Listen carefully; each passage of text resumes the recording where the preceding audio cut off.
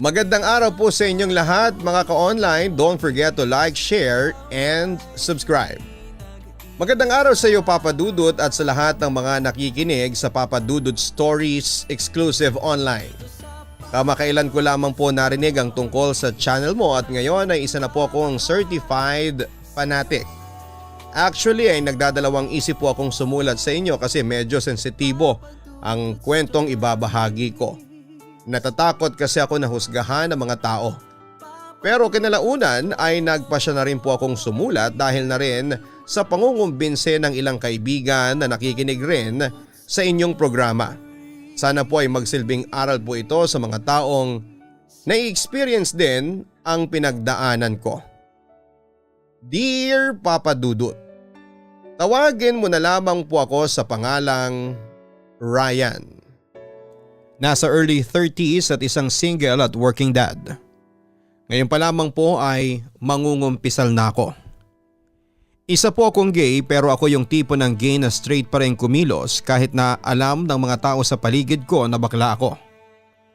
Hindi halata sa akin ang pagiging bakla kasi lalaking lalaki akong manamit. 4 times a week akong mag-gym at madalas ay makipag-friendly dates sa mga babae. Oo, Papa Dudut. Nakikipag-date ako sa mga babae pero para makichika lang. Sinasabi ko naman sa mga ka-dates ko na isa akong gay pero hindi ko naman sinasara ang possibilities na tumibok ang puso ko sa isang babae. Sabi nga ng mga friends ko ay hindi raw ako ganap na bakla at maaaring bisexual lamang dahil naa-attract naman ako sa mga babae. Papadudod sa pakikipag-date sa mga babae ay nakilala ko si Lindsay, ka-schoolmate ko sa university na pinapasukan namin. Nagkaroon kami ng instant rapport dahil sa halos pareho kami ng interest. Pero hindi ko noon ay pagtapat sa kanya at sa friend niyang si Cheska na isa akong gay. Ewan ko ba parang bigla akong nahiyang sabihin sa kanila ang totoo. Samantala kinalaunan ay naging close friends kami ni Lindsay at Cheska. At doon na nagsimula ang lahat. Isang gabi ay nagpasya kaming magkakaibigan na pumunta ng bar para mag-release ng stress ng dahil sa trabaho. We do dance, meet with other guys and girls. Kwentuhan, inuman. Hanggang sa naboard kami at nag-initiate ako na maglaro kami ni Cheska at Lindsay ng Truth or Dare.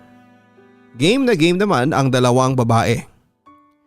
Sa unang 3 ikot ng bote ay panay si Cheska ang nagiging taya at lahat ng pinili niya ay dare.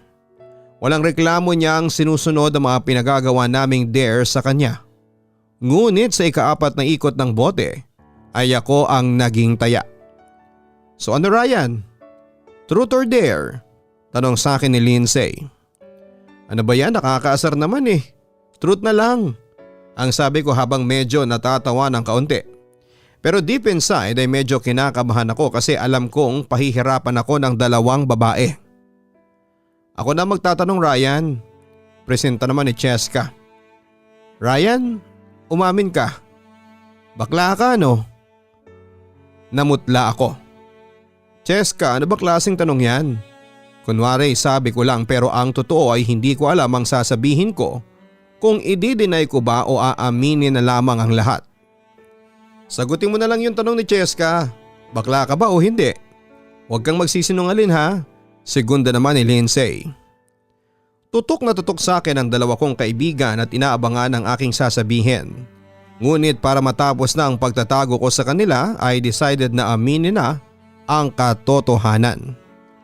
Okay, aamin na ako. I'm gay. As usual, nanlaki ang mga mata ni Cheska at Lindsay.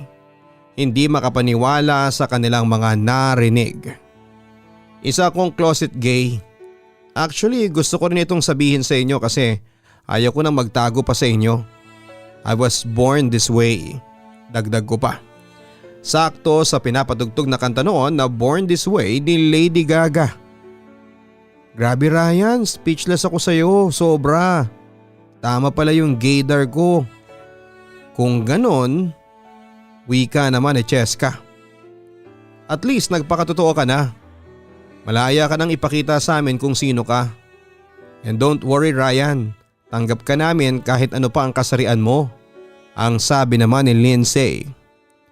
Nakahinga ako ng maluwag dahil tanggap ako ng dalawa kong kaibigan bilang bakla. Pagkatapos ng aking pag-amin ay muli kami nagpatuloy sa paglalaro ng Truth or Dare. At sa pagkakataong yun ay si Lindsay ang natapatan ng nguso ng boteng pinaikot namin. Truth or Dare? Tanong ko sa kanya. Dare, excited na sagot naman ni Lindsay sa amin. Kahit na anong ipagawa ninyo sa akin, carry ko yan. Samantala nalipat ang atensyon ko sa isang lalaking kapapasok lamang sa bar. Siya si Basil, ang matagal ko ng crush. Guwapo, matangkad at maputi at napakaganda ng katawan na parang isang Greek god. Sumasali si Basil sa mga male pageants at bikini summits at palagi siyang nananalo. Oy, nandito na si Basil. Kilig na wika ni Cheska. Crush din niya kasi si Basil na classmate namin noong college at kasalukuyang workmate din namin. Grabe ang gwapo niya, ang sabi naman ni Lindsay. Alam niyo ba, crush ko siya nung college, pag-amin ko sa aking mga kaibigan. Kaya pala super close kayong dalawa, ang sabi sa akin ni Cheska. May pagnanasa ka pala sa kanya eh. Dagdag pa nito sabay tawa. Pagkatapos ay bumaling siya kay Lindsay. Lindsay, dahil dare ang pinili mo hinahamon ka namin. Halikan mo si Basil sa lips. Nagulat ako sa dare na yon ni Cheska. Nawala ang aking ngiti. Nakaramdam ako ng kaunting inggit at selos kay Lindsay. Way back college kasi inamin sa akin ni Basil na crush niya si Lindsay.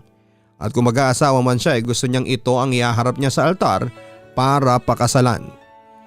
Sus, yun lang ba? O sige ha, tinatanggap ko ang hamon ninyo.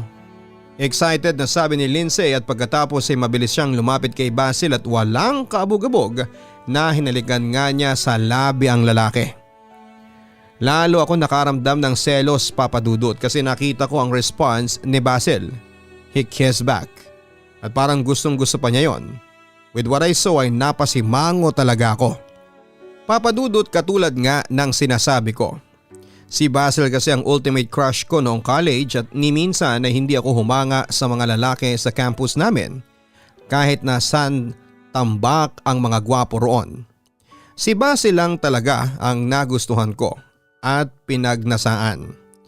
Pero agad ko ring tinanggap sa sarili ko na hindi papatol sa akin si Basil kasi wala akong nararamdamang kakaiba sa kanya. Hindi naman siya nadedetect ng gaydar ko. Although malakas ang detection ng gaydar ko pagdating sa mga pamintang buo at durog. Papadudot, naging silent admirer ako ni Basil. Madalas kong tignan ang profile niya sa Facebook. Lalo na yung mga modeling photos niya kung saan ay palagi siyang shirtless at pinapakita ang kanyang mala-Adonis na six-pack abs. Doon ay para akong lukring na pinagmamasdan ko, Papadudot. Ang mga modeling photos niya, naka-boxers, brief or bikini yon. Yun nga lang, malungkot pa rin ako kasi hanggang pangarap lamang ako. At lalo pa ako nalungkot nang isang araw ay may balitang nakarating sa akin. Nabalita mo na ba yung kay Lindsay? May boyfriend na siya, ang sabi ni Cheska na halatang masaya para sa aming kaibigan. Nagulat ako. Ha? Sino? Tanong ko.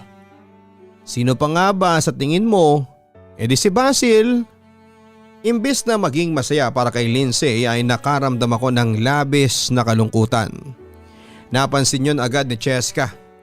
Bakit parang hindi ka masaya para sa kaibigan natin? Usisa pa niya. Baka naman nagsiselos ka. Alam kong patay na patay ka kay Basil. Hindi ako nakasagot kaagad. Kasi totoo naman ang sinabi ni Cheska.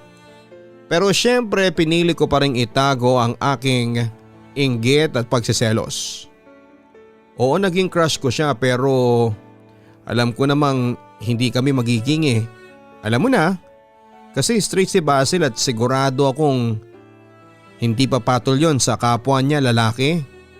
Anyway, Masaya naman ako para kay Lindsay. Finally ay nakatagpo rin siya ng lalaking magmamahal sa kanya, ang sabi ko na lamang. Simula noon ay hindi na namin masyadong nakakasama pa si Lindsay sa mga lakad at gimmick naming magkakaibigan. Dahil mas gusto niyang kasama ang kanyang boyfriend. Samantala akala ko talaga ay wala na kaming pag-asang magkalapit kami ni Basil. Pero nagkamali ako, mukha kasing pinaglalapit kami ng tadhana. Isang araw ay aksidenteng nagkita kami ni Basil sa isang cafe. Matagal na rin kasi kaming hindi nagkakausap. Although sa isang kumpanya lamang kami nagtatrabaho. Magkaiba kami ng department at opisina at nahihiya naman akong lapitan at kausapin siya dahil sa isang insidenteng nangyari sa amin noong college. Natatandaan ko pa noon na magkasama kami sa isang dorm at nahuli niya akong inaamoy ang kanyang underwear. Halos wala akong mukhang maiharap sa kanya noon. Bagamat tinanggi ko sa kanya na isa akong bakla pero ramdam kong alam niya ang katotohanan. Kaya nga simula noon ay umiwas na ako sa kanya dahil na rin sa sobrang kahihiyan. "Huwag mo naman sana akong iwasan, Ryan," ang sabi sa akin ni Basil nang mapansin niyang umiiwas ako. "Hindi ako umiiwas, may pupuntahan pa kasi ako eh." Palusot ko na lamang sa kanya. "Hindi mo kasama si Lindsay?" Tanong ko na lamang sa kanya para maiba naman ang usapan. "Oo," sagot naman ni Basil. "May family gathering kasi siya na pinuntahan. Pero bukas may lakad naman kaming dalawa. First months rin na kasi namin eh." "Wow, congrats!" ang bati ko pa sa kanya. Kahit na medyo wala naman talaga ako sa mood. Kumusta naman si Lindsay bilang girlfriend?" "Well, Lindsay is a good catch. Bukod kasi sa sexy at maganda mabait din siya at malakas ang sense of humor. Pero para sa akin she's really perfect." Masayang wika pa ni Basil. Ikaw, girlfriend mo na ba si Cheska?" Tanong naman niya sa akin. "Ha?" Nagulat talaga ako sa tanong na yun ni Basil. "Hindi friends lang kami ni Cheska. Sa totoo lang wala akong girlfriend ngayon," sagot ko. "Seryoso? Bakit naman?" "Masyado kang picky pagdating sa mga babae. O baka naman gay ka?" Bumilis ang tibok ng puso ko. Yung emphasis niya sa salitang gay, alam kong alam na niya ang totoo. Pero sinusubukan lamang niya ako. "Hindi ko pa nahahanap ang right girl para sa akin." Mahinang sagot ko. "You know what? Nung college tayo number 1 fan mo ko." Biglang sabi ni Basil sa akin. Hindi ako makapaniwala sa mga sinabi niyang yon. Yes, we are dorm mates pero hindi kasi sobrang close kasi nga nahihiya ako sa kanya. Kaya natuwa talaga ako nung sabihin niya na number 1 fan ko siya. "Ang galing mo kasi sa debate Alam mo, pangarap ko din kasi maging debater kaso hindi ako ganong nabiyayaan pagdating sa ganyan Dagdag pa ni Basil sa akin. "Sana Ryan, maging magkaibigan na ulit tayo. Huwag mo na akong iwasan katulad nung ginawa mo sa akin nung college tayo." "Oo Basil, promise," ang tangi kong nasagot sa kanya. At yun na nga Papa Dudut. Yun na rin ang pagkakataon na naging magkalapit kami ng lalaking hinahangaan ko. Naging katropa ko si Basil. Madalas kaming mag-inuman at pumunta sa mga KTV bars. Minsan nagkakasundo kami kapag tungkol sa babae ang pinag-uusapan. Pero Papa Dudut, hindi pa rin ako nagtatapat sa kanya na isa akong bakla. Ingat pa rin ako masyado sa tuwing kaharap ko siya. Alerto ako sa mga kilos ko at pinapanalangin ko sa Diyos na sana'y huwag pumilantik ang mga daliri ko kapag magkasama kami. At sa awa ng Diyos mukhang nagagampanan ko naman ng maayos ang pagpapanggap ko bilang straight na lalaki. Papa Dudut, inilihim ko ang nararamdaman ko para kay Basil. Lihim ako noong nasasaktan sa tuwing nakikita kong masayang magkasama sina Basil at Lindsay. At mas lalo nga akong nasaktan nang mabalitaan ko na ikakasal na silang dalawa. Papa Dudut, nagpaka-ipokrito ako. Nagpretend akong masaya para sa kaibigan ko. Tumulong pa ako sa preparation ng kasal nila. Pero deep inside, pinapanalangin ko noon na sana'y huwag matuloy ang pag-iisang dibdib nina Basil at Lindsay, pero nabigo ako. Samantala tulad ng inaasahan ay walang lihim ang hindi nabubunyag. Dahil sa bisperas mismo ng kasal ay inimbitahan ako ni Basil sa kanyang condo unit at buong puso naman akong nagpaunlak. Congratulations sa iyo Basil. Bukas hindi ka bachelor. Bati ko kay Basil. Oo nga excited na akong makasal kay Lindsay, sagot niya. Pagkatapos ay nag-inuman kaming dalawa at nagpatuloy sa kwentuhan. Kumusta na kaya si Lindsay sa mga oras na ito? Aniya bago mag-shot ng tequila. Nako sa mga oras na ito I know nagtitilingan na mga babaeng yon dahil dun sa macho dancer na inupahan nila para magsayaw sa bridal shower ng fiancé mo. Pero alam mo Basil, nakakatawa yung sina Lindsay at Cheska. Balak pa nila akong mag-perform sa bridal shower Nako syempre tumanggi ako. Ang kwento ko. Bakit naman? Ano namang masama doon? Maganda naman ang katawan mo. Gwapo ka. Wala kang dapat na ikahiya, ang sabi naman ni Basil. Kung sabagay mas gwapo pa ako doon sa macho dancer na hinire nila. Natatawa kong sabi. Nga pala kung sina Lindsay may bridal shower bakit ikaw wala kang party kung saan ay may magsasayaw na babae sa iyo?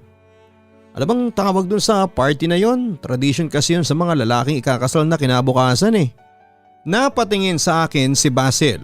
Hindi ako naniniwala sa mga ganong tradisyon At saka sawa na akong maging binata kaya hindi ko na kailangan pa ng ganyang mga party.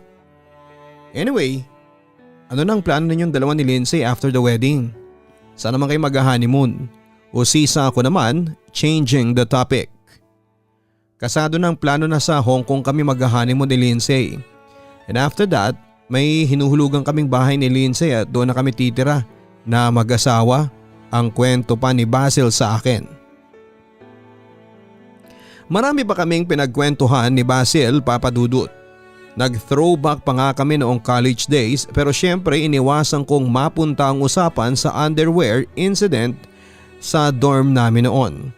At nang medyo napaparami na kami ng inom ay nag-decide kaming maglaro ng truth or dare gamit ang isang walang laman na bote. Pinaikot ko ang bote at ang nguso nito ay dahan-dahang tumuro kay Basil. Truth or dare? Tanong ko sa kanya. Truth, sagot niya. Napaisip ako ng pwede kong itanong kay Basil hanggang sa makaisip ako ng isa. Kailan nawala ang virginity mo? Napangisi si Basil. 16, sagot niya na walang pag-aalinlangan. Sa babae o sa kapwa lalaki? Pero ang pahabol na tanong na yon ay biglang nagpakaba sa kanya. Nag-alinlangan siyang sumagot noon sa akin. Hindi ko na sana itutuloy nang bigla siyang sumagot. Sa lalaki. Ako naman itong nagulat. Hindi ako makapaniwala sa mga narinig ng aking tenga. Totoo? Gusto kong klaruhin sa kanya ang kanyang sagot. Pero tumango lamang siya bilang tugon sa akin. Sa pagkakataong ito ay siya naman ang nagpaikot ng bote at tinuro ako nito. Truth or dare?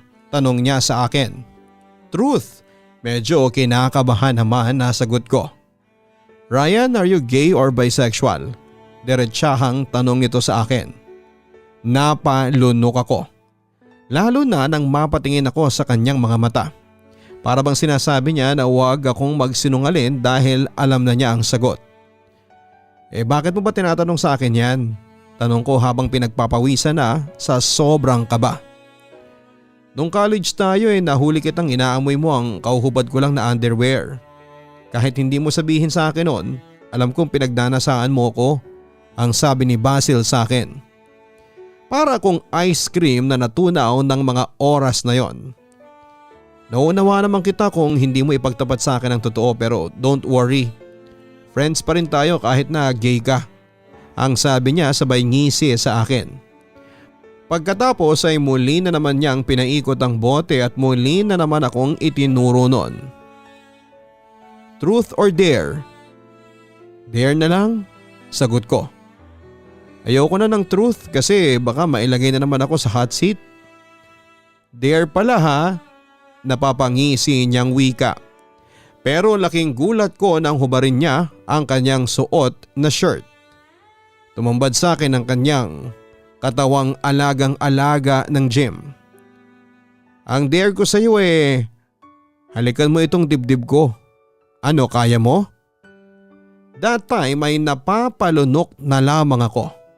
Parang gusto ko nang bumigay sa tuksong hatid ni Basil sa akin.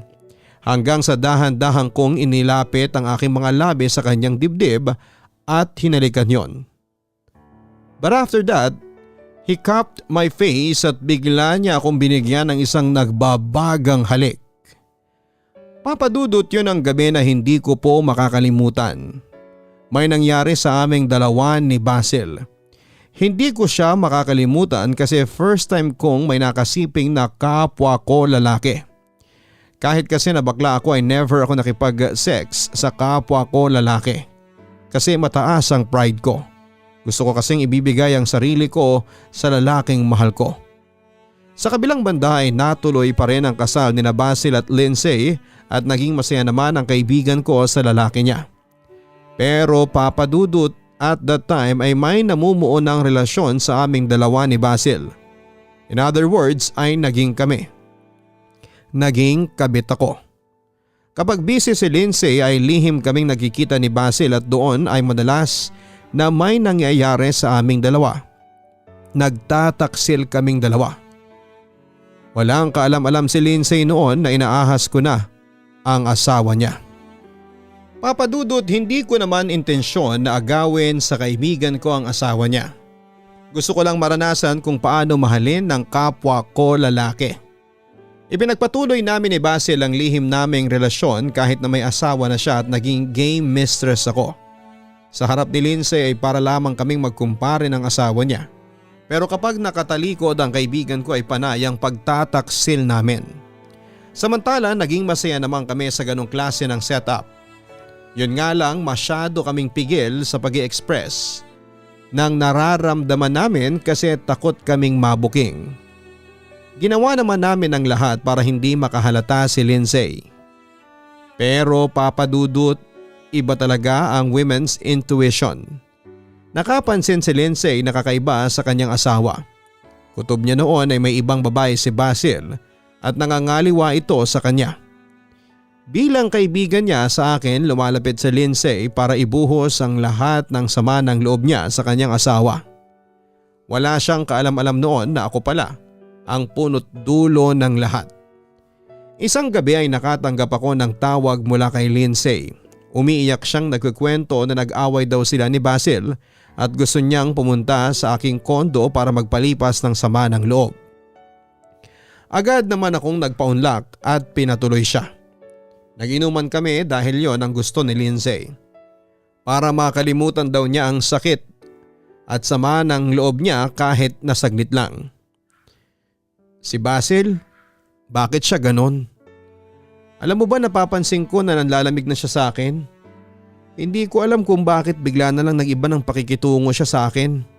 Suspetsya ko may iba na siyang babae. Ang kwento sa akin ng aking kaibigan habang lasing. Nakaramdam ako ng konsensya at kaba sa mga narinig ko. Paano mo naman nasabi yan, friend? Lindsay, hindi porket nanlalamig sa iyo ang lalaki, nangangaliwa na siya sa iyo. Baka naman busy lang siya sa work niya. Kunwari sabi ko na lamang para pagaanin ang loob ni Lindsay. Hindi, Ryan, malakas ang kutob ko.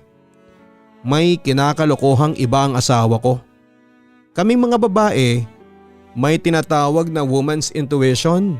Kadalasan totoo ito, yung mga nararamdaman namin. I know, Ryan, may ibang babae yan si Basil. Handa akong diskubrehin kung sino yon. Lalo akong kinabahan, papadudot. Paano na lamang kung madiskubre ni Lindsay na ako yung tinutukoy niyang kabit ng asawa niya? Hindi tuloy ako makatingin ng diretso sa aking kaibigan. Ryan, hindi ko kayang mawala sa akin ang asawa ko. Mahal na mahal ko si Basil. Handa akong gawin ang lahat. Huwag niya lang akong iwanan, ang sabi pa ni Lindsay. Nagpatuloy kami sa pag-inom. Ibinuhos ko sa beer ang lahat ng takot at konsensya sa aking dibdib. Habang si Lindsay ay binuhos ang lahat sa beer para mawala ang sakit na kanyang nararamdaman dala ng kanyang asawa. Pero papadudot dahil sa frustrations at sa dulot ng spirito ng alak ay sa akin nabaling ni Lindsay ang atensyon niya ng gabing yon. May nangyari sa aming dalawa. Pero nang matapos yon ay saka kami natauhang bigla. Nagkapatawaran kami ni Lindsay at saka umasa kami noon na walang problemang darating pagkatapos noon. Pero nagkamali kami dahil mahigit isang buwan ang lumipas. Isang balita ang nagpagimbal sa amin ni Lindsay. Nagkita kami ng aking kaibigan sa isang cafe at doon ay ibinuhos niya ang lahat ng gusto niyang sabihin. Ryan, nakukonsensya pa rin ako, ang sabi ni Lindsay sa akin. Inawakan ko ang kanyang mga kamay para kumalma siya. Iniisip mo pa rin ba yung nangyari sa atin ng isang buwan? Lindsay, humihingi ako sa iyo ng tawad. Hindi dapat mangyari yon sa atin. Aksidente ang lahat. Lasing tayong dalawa nang mangyari yon. Itatago natin yon sa asawa mo, ang sabi ko. Paano natin itatago, Ryan? Nagbunga yun. Buntis ako. Pagtatapat ni Lindsay sa akin. Nanlaki ang mga mata ko sa sobrang gulat at panlulumo dahil hindi ko akalain na maiipit ako sa dalawang pader. Kabit ako ni Basil pero nabuntis ko ang kanyang asawa. Ano na lamang ang sasabihin ng dalawa kapag nalaman nila ang totoo? Naguguluhan ako, Ryan. Mahal ko si Basil pero binigyan ko lang siya ng dahilan para tuluyan na niya akong hiwalayan. Ang wika pa ni Lindsay habang umiiyak na. Buti na lamang at nasa bandang dulo kami ng cafe kaya hindi kami pansinin ng ibang mga tao doon. Huwag kang matakot, Lindsay. Sabay nating haharapin ang problemang ito. Tutulungan kita. Sige na, huwag ka nang umiyak. Makakasama yan sa anak natin. Ang sabi ko na lamang sa aking kaibigan. Pero ang hindi niya alam ay hindi ko rin alam ang gagawin kung paano ko kaharapin ang dalawang problemang kinakaharap ko. Ryan, mahal na mahal ko ang asawa ko. Gusto kong isalba ang relasyon namin kaso siya na mismo ang lumalayo sa akin. Ano bang gagawin ko? Ryan, hindi ba close naman kayo ng asawa ko? Tulungan mo naman sana akong mahalin ulit ng asawa ko. Kumbinsihin mo siya na makipagbalikan siya sa akin. Ang pakiusap sa akin ni Lindsay. Oo, Lindsay, pangako tutulungan kita. Sasabihin ko kay Basil na makipagbalikan siya sa'yo. Huwag ka rin mag-alala at handa kong panagutan niyang anak natin. Papadudot, tulala akong umuwi sa aking kondo pagkatapos noon. Natatakot ako sa magiging reaksyon ni Basil at Lindsay oras na malaman nila ang totoo. Ramdam ko na nagbabadya ang malaking gulo sa pagitan naming tatlo. Dahil sa larong truth or dare ay mukhang masisira ang aking buhay. Kinagabihan ay pumunta si Basil sa aking kondo para doon magpalipas ng gabi. Sabay kaming naligo, we even had sex in the shower. Pero hindi ko magawang sumaya dahil binabagabag pa rin ako ng aking konsensya. Napansin yun ni Basil at nag-aalalang nagtanong sa akin. Ngunit sabi ko ay wala ito. At pagkatapos maligo ay sabay kaming natulog, papadudot. Pero hindi ako makuhang dalawin ng antok dahil iniisip ko pa rin si Lindsay. Hindi ko mapigilang umiyak ng gabing yon habang himbing na himbing ang pagtulog naman ni Basil. Lumipas ang ilang araw para na akong baliw na hindi alam ang gagawin sa aking buhay. 4 na araw akong dilat na dilat ang mga mata. 4 days din akong absent sa trabaho. Hindi ako naglalalabas ng kondo at wala akong ginawa kundi ang umiyak ng umiyak. Kaya sa 5 araw wala na ako noon sa aking sarili at parang may bumubulong na sa akin na magpakamatay na lamang. Nagbabalak na akong tumalo noon sa terrace ng aking condo unit nang biglang may nag-doorbell.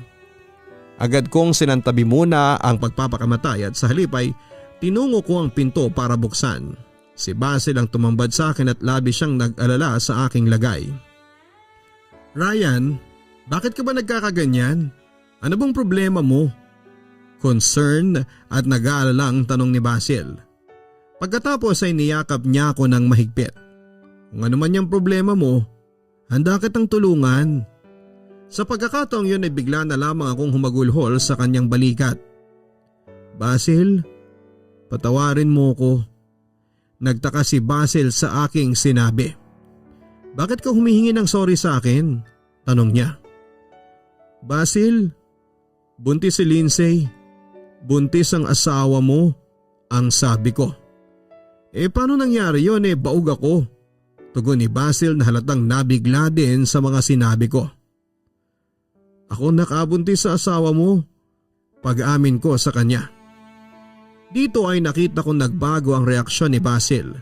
Napalitan ng galit ang concern niya kanina. Aksidente ang lahat.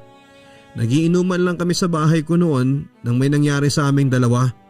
Nagawa lang naman namin yon sa spirito ng alak Hindi rin namin nakalain na magbubunga yon. Basil, sana mapatawad mo ko. Muling pag-amin ko. Kita ko sa ekspresyon ng mukha ni Basil ang labis na disappointment. Pinagkatiwalaan pa naman kita, Ryan. Kung gusto mo, lumuhod pa ako sa iyo. Mapatawad mo lang ako. Basil, ayaw kong manira ng pamilya. Hindi ko kagustuhan to pero please Basil. Hysterical na ako ng mga oras na yon at napaluhod na rin ako at halos halikan ko na ang suot niyang sapatos para lang mapatawad niya ako.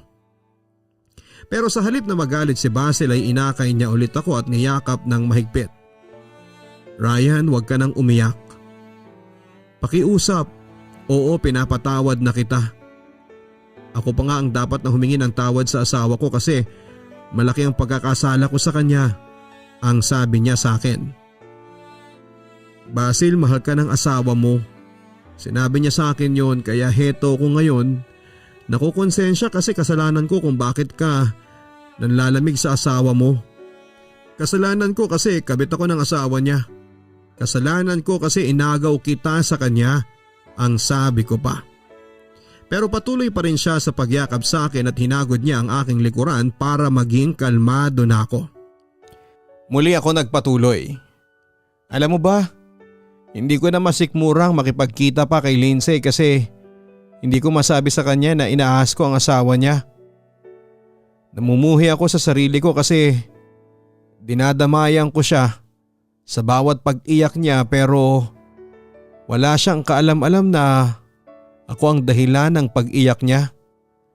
Basil, hindi na kaya pa ng konsensya ko. Ayaw ko nang maging Judas sa kaibigan ko, ang sabi ko. Ngunit hindi yun ang naging dahilan para pumayag si Basil na hiwalayan ako. Oo, Papa Dudut, nagpatuloy pa rin ang aming relasyon. Kahit na parang gusto ko nang sumuko hanggang sa isang araw, hindi ko akalain na yun na pala ang takdang araw para mabunyag ang lahat sa aming lahat. Nahuli kami ni Lindsay na nagtatali kami ng kanyang asawa sa mismong condo unit ko. Halos gumuho noon ang mundo ng aking kaibigan. Doon niya napagtanto na ako pala ang matagal nang umaahas sa kanya. Mga hayop kayo?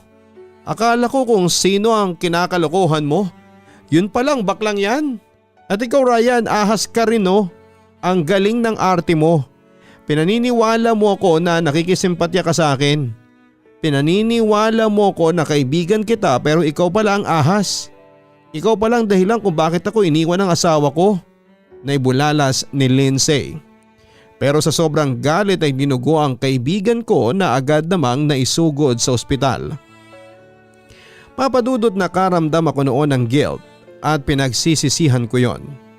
Hindi rin ako mapalagay noon kasi nasa bingit ng kamatayan noon si Lindsay at ang anak naming dalawa. Samantala hindi ako iniwan ni Basil sa oras ng kagipitan at siyang naging iyakan ko habang nasa gitna ng matinding pagsubok. Hindi naglaon sa tulong ni Basil ay nasurvive ko rin ang pagsubok na yon. Nakaligtas po si Lindsay at pinagpatuloy ang pagbubuntis niya. Kaming dalawa ni Basil ang nag-alaga kay Lindsay at doon ay napatawad niya kami. Papadudot ilang buwan ang lumipas at nanganak din si Lindsay, isang malusog na baby boy. Doon ay tuluyan nang nakipaghiwalay ang kaibigan ko sa asawa niya. Nakaramdam ako ng guilt pero sabi sa akin ni Lindsay ay wag daw akong mag-guilty dahil wala na rin siyang nararamdaman pang espesyal para kay Basil. Hanggang magkaibigan na lang daw sila. Pinaubayan na rin ni Lindsay sa akin ang asawa niya at ang sabi niya ay suportado niya ang relasyon namin ni Basil. Samantala nag-decide si Lindsay na mag-ibang bansa para makalimot. Pinaubayan na niya sa akin ang anak namin na si Ethan at nang dumating ang araw ng kanyang pag-alis, "Lindsay, mag-ingat ka doon sa Dubai ha." Ang sabi ko sa kanya habang naghihintay ang aking kaibigan sa kanyang flight. "Alam mo, nalulungkot pa rin ako kasi aalis ka. Pwede ka naman kasing dito sa Pilipinas magtrabaho. Kaya namang tustusan ng sweldo ko ang pangangailangan ng anak natin." Sa totoo lang ayaw ko ring umalis pero kailangan talaga. Nasa Dubai ang opportunity at saka gagawin ko ito sa kinabukasan ni Ethan, ang wika ng aking kaibigan. "Basta mangako ka sa akin na babalik ka," ang wika ko. "Oo Ryan, pangako, babalik ako." Huling binitawang mga salita ni Lindsay bago lumipad patungo ng Dubai upang magtrabaho sa isang popular na Filipino fashion brand doon. Papadudot at doon nga nagtatapos ang unang yugto sa pagsubok sa buhay namin ni Basil. Magkatuwang kaming pinalaki si Ethan at kami ang kinilala niyang mga magulang. Hindi na rin kami nahihiya ni Basil na ipakita ang pagmamahala namin sa ibang tao at kung may marinig man kaming mga negatibong reaksyon ay hindi na lamang namin ito pinapansin. Sa kasalukuyan ay maglilimang taon na kaming nagsasama ni Basil sa darating na 2022. At heto, going stronger pa rin ang relationship namin. Lumalaki na rin si Ethan at ginagampanan namin ni Basil ang tungkulin namin bilang mga magulang ng bata. Although medyo nahihirapan kami kasi nga sa setup namin, hindi maiwasang magtanong ni Ethan kung bakit dalawa ang tatay niya. Ang reply ko na lang sa anak ko ay malalaman niya rin ang dahilan sa tamang panahon. At ito ang kwento namin ni Basil, Papadudot. Maraming salamat sa kaunting oras ng pagbabasa mo ng liham ko. Sana'y mapili po ninyo itong basahin at alam kong maraming aral ang mapupulot dito. More power and God bless. Lubos na nagpapasalamat, Ryan.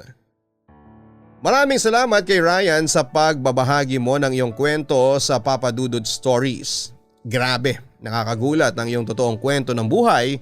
Naipit ka sa pagmamahal mo kay Basil. Ganun pa man ay pinagsisihan mo na rin ang iyong mga nagawang kasalanan kina Basil at Lindsay at sinubukang itama ang lahat. At eto nga, napagtagumpayan mo rin dahil napatawad ka ng 2 taong hindi mo sinadyang lokohin. Sa ating pong mga listeners na may kaparehong problema tulad ni Ryan at Basil, bago po kayo pumasok sa isang relasyon, dapat ay nagpapakatotoo na kayo sa inyong mga sarili. Huwag po kayong magpanggap. Huwag matakot ilabas ang tunay na nararamdaman at saloobin. Nang sa ganon ay hindi natin mapagsisihan dahil nauwi sa malaking problema ang ating pagpapanggap. At saka hindi po sa lahat ng pagkakataon ay nauuwi sa happy ending ang pangangaliwa. Mabibilang lang po sa daliri ang mga success stories tulad ng naging buhay ni Ryan. Oo mga kaibigan, masama pa rin po ang mga liwa o magtaksil sa iyong asawa dahil ang pangangaliwa madalas problema at pagdurusa lamang ang dala nito sa iyong buhay. At saka isipin po natin na paano mo makikita yung talagang nakatadhana para sa iyo kung ayaw mong tantanan yung pinipilit mong maging sa iyo. It is better to be single kesa naman in a relationship pero kabit ka naman. Hanggat maaari ay iwasan natin yon nang sa ganon ay mamuhay po tayo ng payapa. Hanggang sa muli, ako po si Papa Dudut. Don't forget to like, share and subscribe. Maraming salamat po. Ang buhay ay mahiwaga, laging may lungkot at saya. Sa Papa Dudut Stories, laging may karamay ka.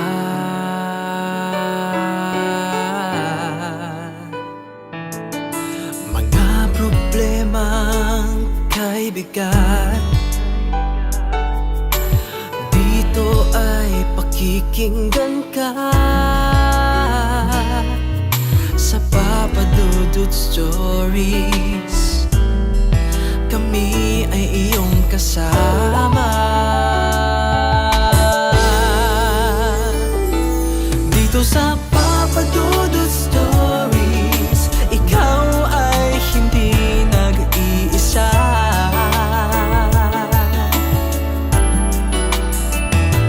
Dito sa Papa Dudut Stories, may nagmamahal sa'yo. Papa Dudut Stories, Papa Dudut Stories, Papa Dudut Stories.